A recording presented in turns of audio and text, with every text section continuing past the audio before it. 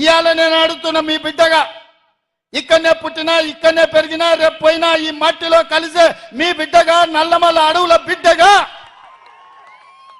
నల్లమల నుంచి వచ్చిన నేను ఈ నేల, ఈ గాలి, ఈ నీరు నాది, మనది, మనందరిది.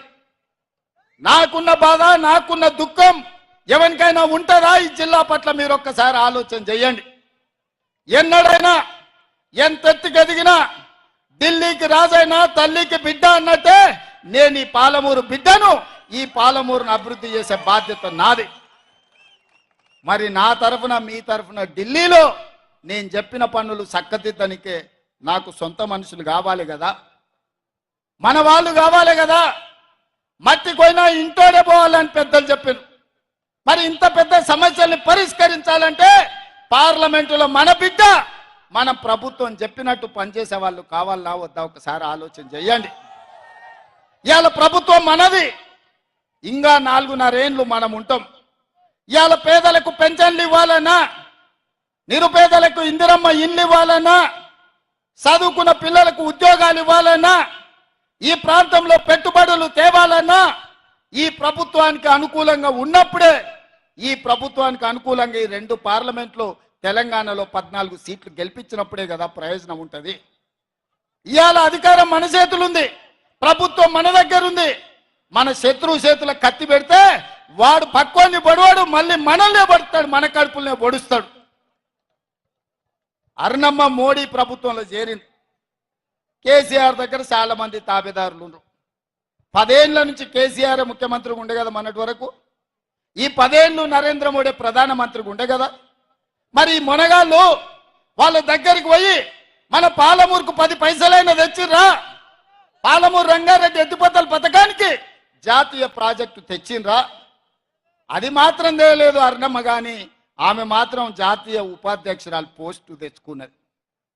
రేపు అరుణమ్మ గెలిస్తే గడిలో ఉన్న వాళ్ళ బంధువులకు మేలవుతుంది, పదవులు వచ్చిన ఆమె కుటుంబానికి మేలవుతుంది తప్ప పాలమూరుకి ఏం న్యాయం జరుగుద్దో మీరు ఒక్కసారి ఆలోచన చెయ్యండి. అందుకే ఇవాళ మిత్రులారా, వాళ్ళిద్దరు కలిసి ఒక ఆయన 10 ఏళ్ళు ముఖ్యమంత్రి ఉన్నాడు, ఇంకొక ఆయన 10 ఏళ్ళు ప్రధానమంత్రిగా ఉన్నాడు. 10 ఏళ్ళు వాళ్ళు ఏమి చేయలేదు, పాలమూరుని ఎడారిగా మార్చి 100 రోజులు కాలేదు మన ప్రభుత్వం వచ్చి, ప్రజాపాలన వచ్చి ఏమి చేయలేదు కాబట్టి ఓడించారని అడుగుతారు. ఇది న్యాయమా? మీరు ఒక్కసారి ఆలోచన చేయండి మిత్రులారా. పిల్లగాడు నడవాలన్న ఏడాది అవుతుంది. మన ప్రభుత్వం వచ్చి 3 నెలలు అయింది, ఎన్నికలు అయిపోయే వరకు 6 నెలలు అవుతుంది. 6 నెలల తర్వాతనే అన్నప్రాసన చేస్తారు, అవునా? అప్పుడే ఈ ప్రభుత్వం మీద శాపనార్థాలు పెడుతున్నారు.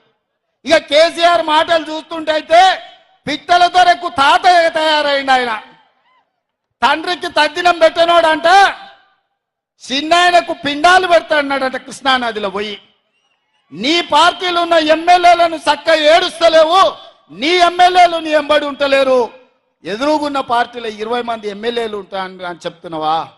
ఇంకా ఎన్ని రోజులు ఈ కథలు చెప్పి బతుకుతావు కేసీఆర్? నీ కథలకు కాలం చెల్లింది, నీ కారు అణం జడ్డి ఆడ షెడ్డుకు పోయింది. అందుకే మిత్రులారా, నరేంద్ర మోడీని చూసినాం, చంద్రశేఖరరావుని చూసినాం, ఢిల్లీలో మోడీని చూసినాం, గల్లీలో కేడీని చూసినాం. మొన్న డిసెంబర్లో కేడీని బొందబెట్టిండ్రు. ఈసారి మోడీని ఓడగొట్టి పాలమూరు పౌరుషాన్ని చూపించాలని చెప్పి మా మిత్రులందరికీ నేను విజ్ఞప్తి చేస్తున్నా.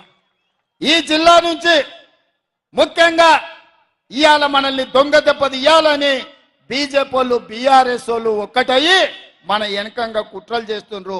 అప్రమత్తంగా ఉండండి. మనం ఎట్లా గెలుస్తాం?